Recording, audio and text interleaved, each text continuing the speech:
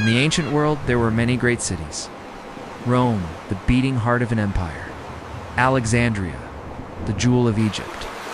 Baghdad, the center of learning.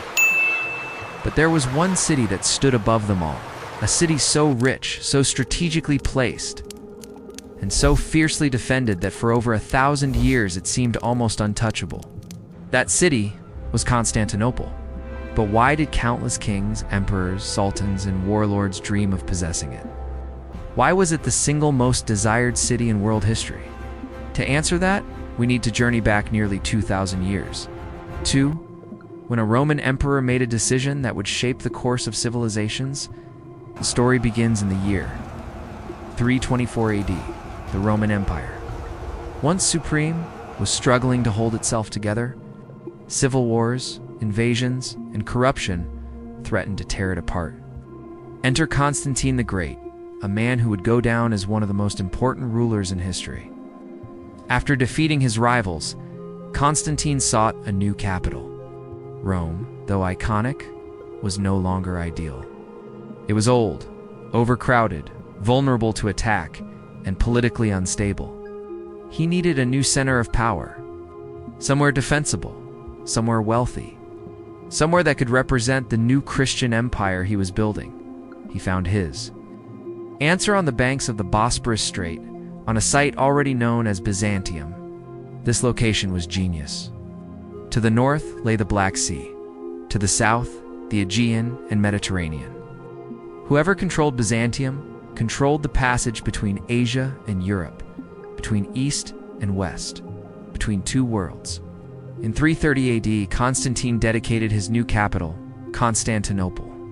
The city of Constantine, it was not just a city, it was a symbol, a fortress, a statement that Rome still lived, even if it had shifted eastward. But geography was only the beginning of its allure. Constantinople sat like a gatekeeper between continents. Every ship that wanted to pass from the Black Sea to the Mediterranean had to go through its waters. This meant trade.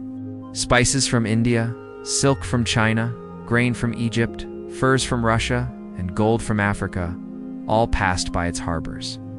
The city became unimaginably wealthy, a crossroads where merchants of every nation met. Imagine a bustling marketplace filled with Persians, Arabs, Italians, Slavs, and Turks, each hawking goods and exchanging coins stamped with the emperor's face. Yet wealth and trade alone don't make a city invincible.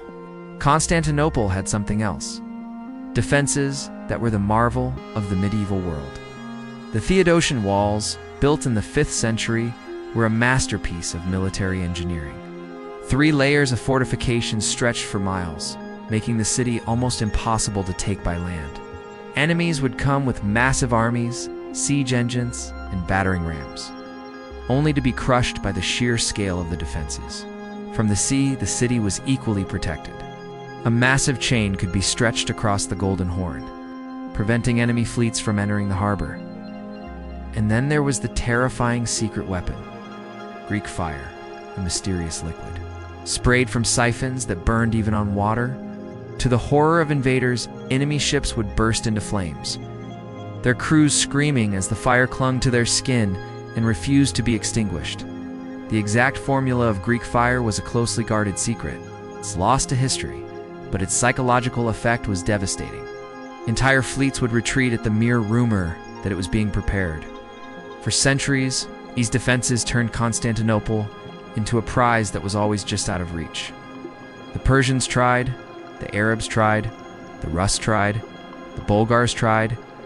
Wave after wave of conquerors hurled themselves against the walls, and wave after wave failed. To the Christian world, it became the bulwark of civilization, holding back the tide of Islam for centuries. To the Islamic world, it became the ultimate goal. The prophecy of Muhammad himself, who had foretold that one day Constantinople would fall to a Muslim army. Every sultan dreamed of being the one to fulfill that prophecy. Inside the city, life was no less remarkable. Constantinople was not just a fortress. It was a beacon of culture and learning. The Hagia Sophia, built in the 6th century by Emperor Justinian, was a wonder of architecture. Its massive dome seemed to float in the air, shimmering with mosaics of gold and colored glass. Travelers who entered the church said it was like stepping into heaven itself. The city also preserved Roman laws, Greek philosophy, and Christian theology, acting as a bridge between the ancient and medieval worlds. While Europe struggled through the so-called Dark Ages, Constantinople remained a shining light of civilization. But with such riches, such defenses, and such importance, it is no surprise that Constantinople was constantly in danger. One of the most dramatic moments came during the Crusades. Ironically, it wasn't the city's enemies from the east who managed to breach its walls, but its supposed allies from the west. In 1204, during the Fourth Crusade, Western European knights turned on the city, driven by greed, politics, and Venetian manipulation. They sacked Constantinople in one of the most shocking betrayals of history. Priceless treasures were looted, churches desecrated, relics stolen. For decades, the city lay under Latin occupation, a shadow of its former self. It would eventually be reclaimed by the Byzantines. But the empire never fully recovered from that blow, and yet the desire for Constantinople only grew stronger. To Europeans, it was the key to controlling trade with the East. To Muslims, it was the golden city promised to them by prophecy. To anyone with ambition, it was the ultimate prize. But taking it was another matter. Siege after siege ended in failure. Armies starved outside its walls, trebuchets shattered against its towers, fleets burned in its waters. For more than 1,000 years after Rome had fallen, Constantinople stood, a living reminder of the empire's legacy. But nothing lasts forever. By the 15th century, the Byzantine Empire had shrunk to little more than the city itself. Surrounded by the rising power of the Ottoman Turks, Constantinople was an island of a bygone age. And in 1453, the dream of countless sultans finally came true. Mehmed II, known as Mehmed the Conqueror, brought an army of over 80,000 men and the largest cannons the world had ever seen. For weeks, the Ottomans battered the walls with gunpowder artillery, a weapon the Theodosian engineers had never imagined. At last, after 53 days of siege, the walls were breached. On May 29, 1453, the Ottomans poured into the city. The last Byzantine emperor, Constantine XI, is said to have died fighting on the walls, refusing to flee. The 1,000-year-old empire was gone. The fall of Constantinople sent shockwaves across the world. For Europe, it was a catastrophe.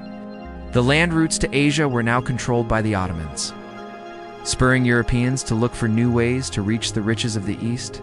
This search would lead directly to the Age of Exploration, to Columbus sailing west and Vasco da Gama sailing around Africa. In other words, the fall of Constantinople helped launch the modern age.